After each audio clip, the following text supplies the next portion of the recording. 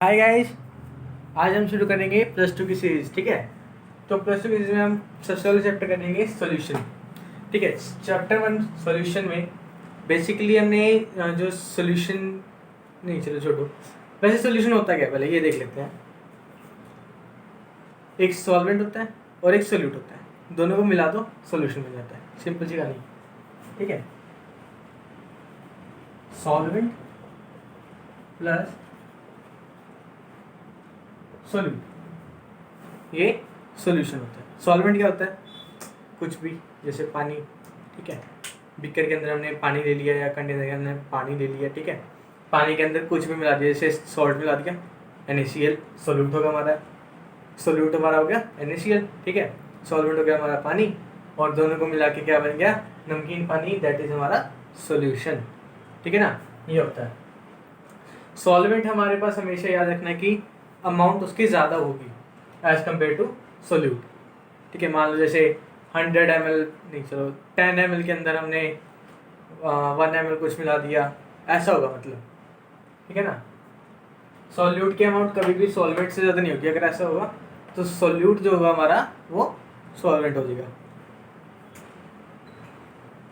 ठीक है, अभी बचपन में आपने कुछ टर्म्स की होंगी, होमोजीनियस और हेट्रोजीनियस। ठीक है ना, तो क्या होता था बेसिकली हमारे पास उनमें? होमोजीनियस क्या होते थे?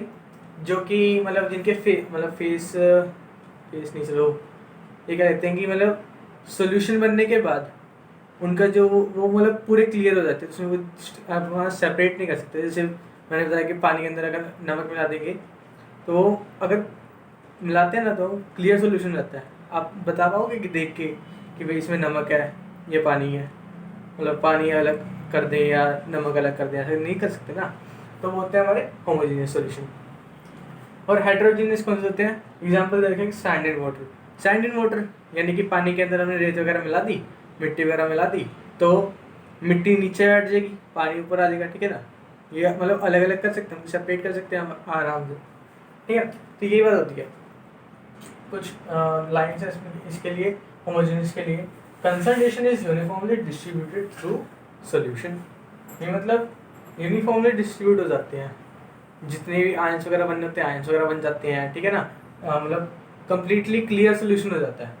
और हेट्रोजीनियस में नॉन यूनिफॉर्मली होता है, यानी कि पूरी तरह से क्लियर सोल्यूशन नहीं बन पाता।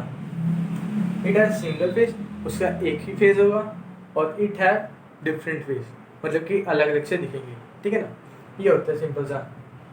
इसको आप पढ़ो, नहीं सॉरी, इसको आप लिखो। ठीक है, उसके बाद हम आगे चलते हैं। ओके, चलो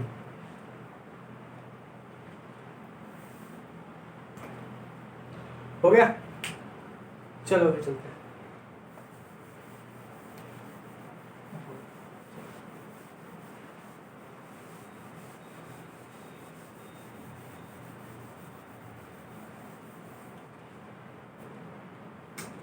नेक्स्ट टाइम करेंगे टाइप्स ऑफ सॉल्यूशन। मतलब ये भी टाइप्स थे, लेकिन अभी आप बड़े हो चुके हो तो अच्छे से पढ़ेंगे इन टाइप्स को। ठीक है ना, कि अब मतलब हर एक सॉल्यूशन को चेक करेंगे कि वो हेट्रोजीनियस है या होमोजीनियस है। ठीक है ना, इस बेसिस पे हम कुछ सॉल्यूशंस को चेक करने वाले हैं।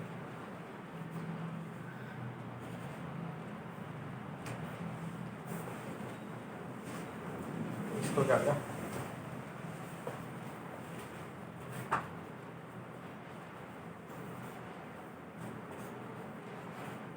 बात करते हैं टाइप ऑफ सॉल्यूशन। ठीक है, अभी टाइप ऑफ सॉल्यूशन में हम पहले मैं अपना टाइप्स लिख दूंगा। ठीक है, उसके बाद हम चेक करेंगे कि वो हेट्रोजीनियस है होमोजीनियस है, और एक लास्ट में हम उसका देंगे छोटा सा एग्जाम्पल। ठीक है ना, तो फर्स्ट हमारे पास आएगा, किससे शुरुआत करें? गैस लिक्विड से कर लेते हैं, चलो ठीक, सॉलिड से कर लेते हैं। सॉलिड,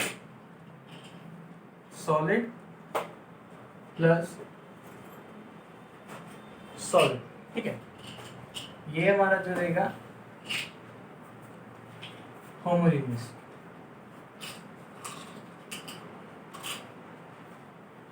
ठीक है, और इसका एग्जांपल क्या आ जाएगा हमारे पास? सॉल्ट। मान लो हम कह देते हैं कि भाई सोने में ना वो करके मिक्सिंग करके, वो मिक्सिंग कैसे करेंगे? अब मान लो मिक्सिंग करने के लिए हमने कुछ सोना ले लिया थोड़ा सा, ठीक है, थोड़ा सा हमने एल्यूमिनियम, नहीं सॉरी एल्यूमिनियम कह, वो ले लिया, क्या कहते हैं, पित्तल वगैरह, ठीक है, उसको मिक्स करेंगे तो बनेगा तो लास्ट में सॉलिड ही, ठीक है ना। अब पता थोड़ा ना चलेगा, वो तो क्लियर हो जाएगा कि वो तो सोना ही रहेगा, ठीक है। तो ये हो गया एग्जाम्पल। सेकेंड हम करेंगे सॉलिड प्लस लिक्विड।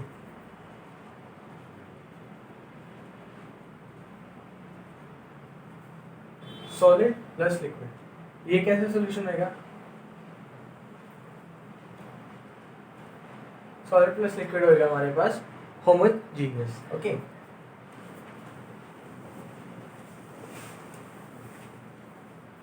होमोजीनियस, अभी ये तो होमोजीनियस होगा, लेकिन इसका एग्जांपल क्या होगा? सॉलिड और लिक्विड मान लेते हैं सॉल्ट प्लस वाटर, ठीक है ना। सॉल्ट हमारा सॉलिड हो जाएगा, लिक्विड वाटर, ठीक है, होमोजीनियस है। अभी हमने चेक किया था, मतलब वो पानी के अंदर नमक मिलाएंगे तो क्लियर सोल्यूशन रहेगा, ठीक है।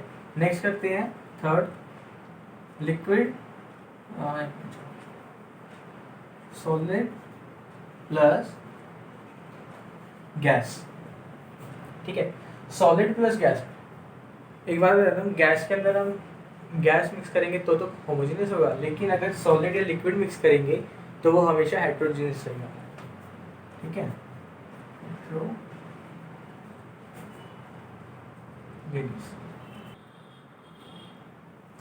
ठीक है, सॉलिड प्लस लिक्विड हेट्रोजीनियस रहेगा। अब इसका एग्जांपल देख लेते हैं, कुछ भी ले लेते हैं, जैसे कि dust particles in air.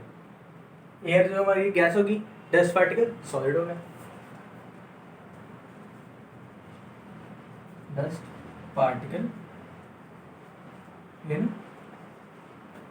Air, ठीक है।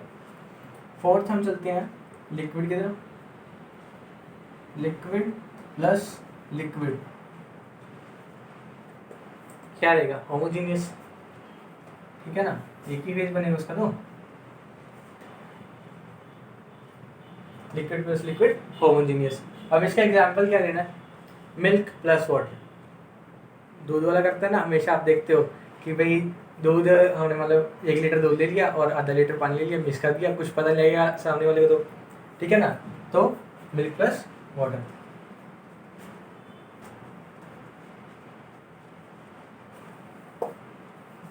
ठीक है। अभी चलते हैं हम fifth type, liquid plus gas.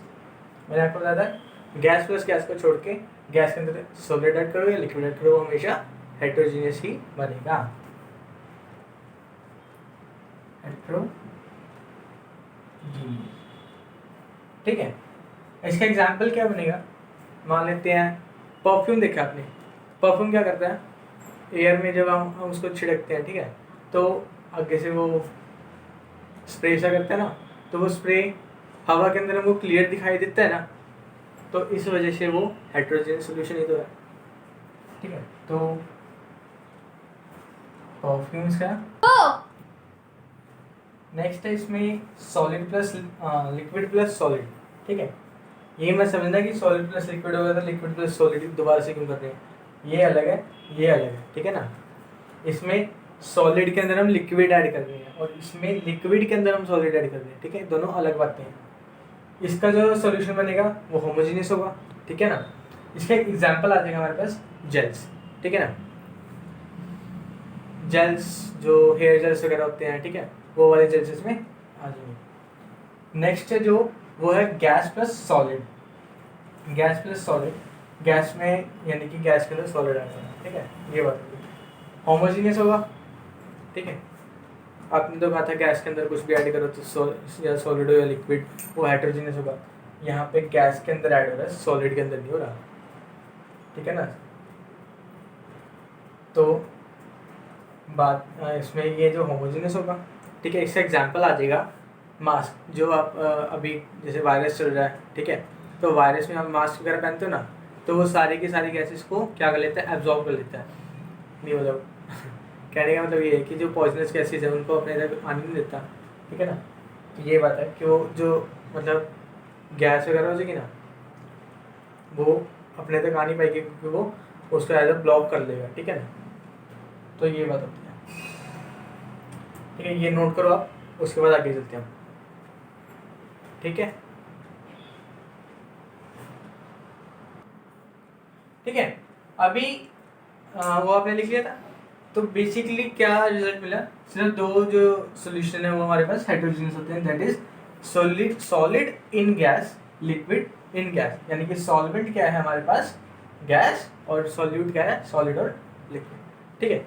ये बात भी आप हैशटैग डाल के नोट कर दो,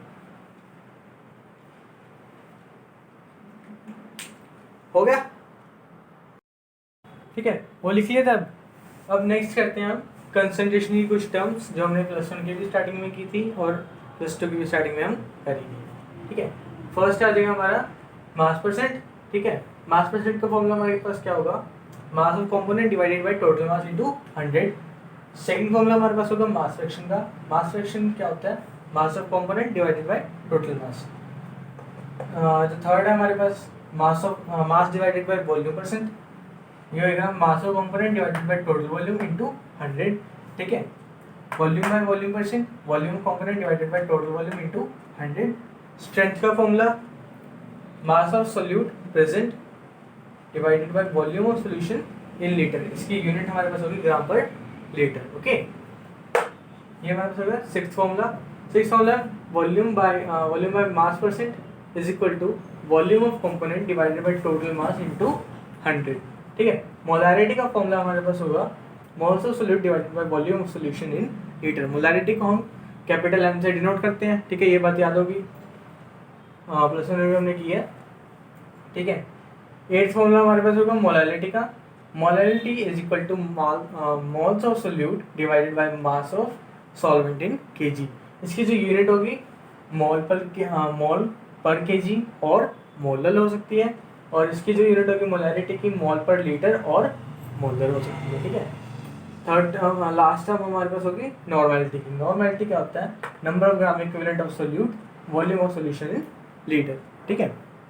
अभी जिन्होंने प्लस वन की वीडियो देखी है उनको पता होगा कि number of gram equivalent of solute कैसे निकालते हैं, ठीक है। जिन्होंने नहीं देखी वो जाके देख लें, या फिर अभी मैं समझाने वाला भी हूँ वैसे भी, ठीक है। तो एक मिनट,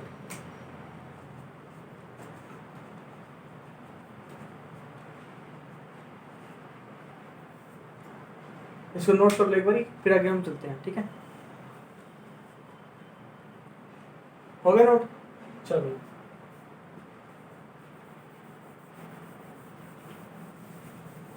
पहले हम, ठीक है, पहले हम देखेंगे कि नंबर ऑफ ग्राम इक्विवेलेंट कैसे निकालते हैं। Number of gram equivalent is equal to gram equivalent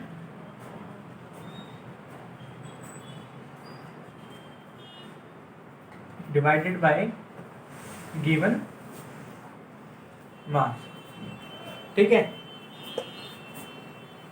और इसके बाद हमें नहीं पता कि ग्राम इक्विवेलेंट कैसे निकालते हैं। ग्राम इक्विवेलेंट निकालने का फॉर्मूला होता है हमारे पास gram equivalent is equal to number of gram equivalent is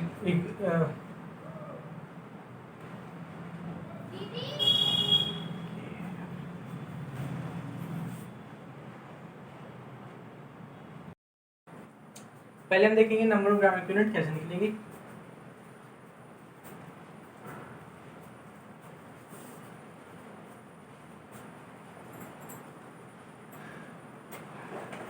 value, ठीक है। इसका फॉर्मूला होता है गिवन मास डिवाइडेड बाय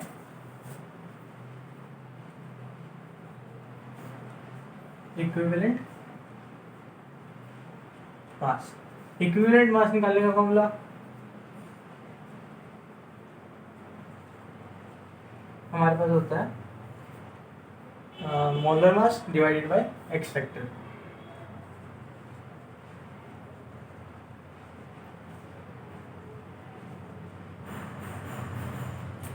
ठीक है, अभी एक्स फैक्टर कैसे निकालते हैं वो मैं आपको बताऊंगा।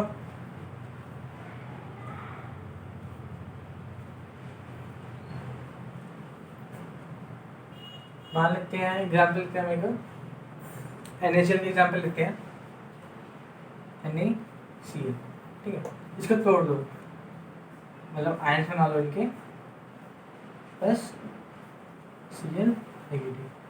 ठीक है, अब इसमें बेसिकली क्या हुआ, एक चार्ज का जो एक इलेक्ट्रॉन है वो यहाँ से निकल के यहाँ पे चला गया। ठीक है, एक इलेक्ट्रॉन का लेन देन हुआ, तो यानी कि एक्स फैक्टर जो हमारा इसमें हो गया 1। ठीक है, MgCl2, MgCl2 में Mg2 प्लस 2Cl नेगेटिव, इसमें क्या हुआ, 2 इलेक्ट्रॉन यहाँ से निकले और 2 क्लोरीन आगे बन गए। ठीक है, इनमें क्या हुआ है, 2 इलेक्ट्रॉन्स का जो लेन देन हुआ है वो हुआ है, तो इस वजह से इसके जो एक्स फैक्टर है वो 2 आ। ठीक है, बात समझ में आ गई होगी आपकी। तो अभी इसको उतार लो, फिर आगे चलते हैं।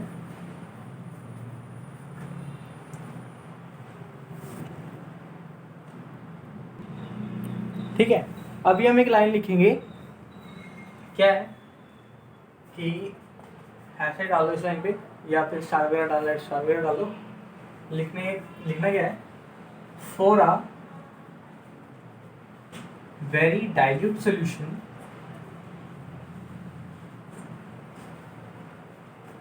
for a very dilute solution the molarity and molality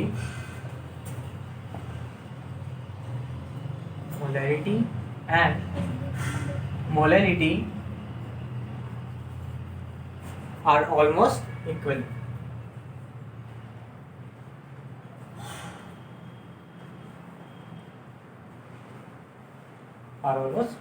ठीक है, ये बात है, क्या है कि जब काफ़ी ज़्यादा डाइल्यूट सोल्यूशन होता है, डाइल्यूट मतलब पता होगा वैसे आपको। ठीक है, जिनको नहीं पता उनके लिए बता रहा हूँ, वैसे तो प्लस 2 हो चुका है, इतना तो बता रहा हूँ। डाइल्यूट क्या होता है कि जब कंसनट्रेशन बहुत ही ज़्यादा लो होती है तो वो वेरी डाइल्यूट सोल्यूशन हो जाता है। ठीक है, तो वेरी डाइल्यूट सोल्यूशन के टाइम पे जो मोलैरिटी है और मोलैलिटी है वो ऑलमोस्ट इक्वल हो जाती है। ठीक है ना, तो ये बात लिख लो आप एक बार। ठीक है, और फिर आगे चलेंगे।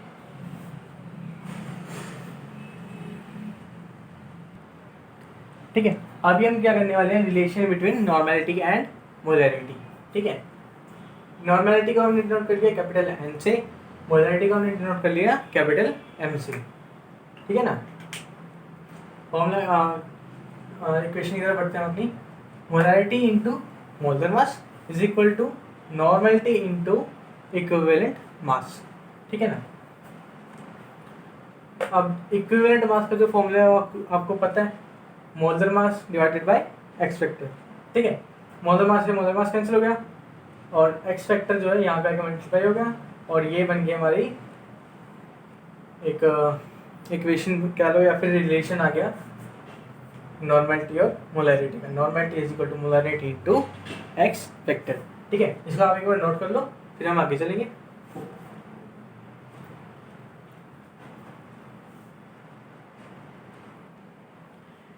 अब हम नेक्स्ट करने वाले हैं relation between molarity and molality. ठीक है, इसका एक सिंपल सा हमारे पास फॉर्मूला होता है। यहाँ पे जो स्मॉल एम, मैं सारे के सारे मतलब जो डिनोट किया मैंने जिनको मैं यहाँ पे लिखने वाला हूँ। ठीक है, तो स्मॉल एम जो है हमारे पास ये है मोलैलिटी। ठीक है, कैपिटल एम मोलर मास, नहीं सॉरी मोलर मास कर मोलैरिटी। ठीक है, स्मॉल डी डेंसिटी, ये वाला एम मोलैरिटी है, और जो ये एम बी है ये मास ऑफ सोल्यूट है। अब ये कैसे पता चला कि ये मास ऑफ सोल्यूट है, जो बी होता है वो सोल्यूट को रिप्रेजेंट करता है और जो ए होता है वो सॉल्वेंट को रिप्रेजेंट करता है। ठीक है, ये बात आप नोट कर लो, उसके बाद हम आगे चलेंगे। ओके, ठीक है, अब हम करेंगे mole fraction. Okay, mole fraction में पहले हम इसकी डेफिनेशन पढ़ेंगे। Number of mole of solute और solvent present in 1 mole of solution, यानी कि 1 मोल ऑफ सोल्यूशन के अंदर 1 मोल का सोल्यूशन है हमारे पास, उसके अंदर कितने नंबर ऑफ मोल सोल्यूट के हैं और कितने नंबर ऑफ मोल सॉल्वेंट के हैं, वो होता है हमारे पास मोल फ्रैक्शन। ठीक है, इसके बाद एक हैशटैग वाली लाइन है, एक mole fraction is always less than और इक्वल टू 1। ठीक है, यानी कि या तो 1 होगा या फिर 1 से कम होगा, 1 से ज़्यादा नहीं हो सकता मोल फ्रैक्शन। ठीक है ना, ये मैथमेटिकल नोटेशन है इसकी, यानी कि मतलब ऐसे लिख सकते हैं मैथमेटिकली, अगर इसको लिखना हो तो हम ऐसे लिख सकते हैं। ठीक है, इसका फॉर्मूला होता है, क्या होता है वो, अगर सॉल्वेंट के लिए निकाल रहे हैं तो एक्स ए सॉल्वेंट का हो गया मोल फ्रैक्शन। ठीक है, एन ए यानी कि number of mole of solvent ऊपर आ जाएगा, divided by number of mole of solvent plus number of mole of solute N A plus N B. ठीक है ना, नीचे आ जाएगा। ऐसे ही अगर हम सॉल्यूट के लिए निकाल रहे हो तो X B is equal to N B divided by N A N B plus में जाएगा। ठीक है, ये है मोल फ्रैक्शन। ठीक है, इसको नोट कर लिया आप लोगों ने, स्क्रीनशॉट ले लो फटाफट यार, स्क्रीनशॉट ईजी होता है। ठीक है ना, हो गया। तो आज के लिए सिर्फ इतना ही, नेक्स्ट वीडियो में करेंगे। ठीक है, इसको अच्छे से पढ़ लेना क्योंकि ये बेसिक है। बेसिक इसलिए करवाया जाता है क्योंकि आपको जो नेक्स्ट जो हम आगे करेंगे या किसी और चैप्टर में करेंगे, मैथमेटिकल जहाँ पे यूज होगा या फिर सॉल्यूट सॉल्वेंट अगर आप मेजर कर रहे हो, लैब के अंदर भी कर रहे हो, तब भी ये जो टर्म्स होती है ना काफ़ी काम आती है। ठीक है ना, तो इनको अच्छे से याद कर लेना और समझ लेना, समझ के करना, समझ के करते ना जल्दी याद हो जाता है। ठीक है ना, तो बाय बाय। वीडियो अगर अच्छी लगी हो तो लाइक कर देना, और ज़्यादा अच्छी लगी हो तो शेयर कर देना, और ज़्यादा अच्छी लगी हो तो सब्सक्राइब भी कर देना। ठीक है ना, इतना ही आज, थैंक यू।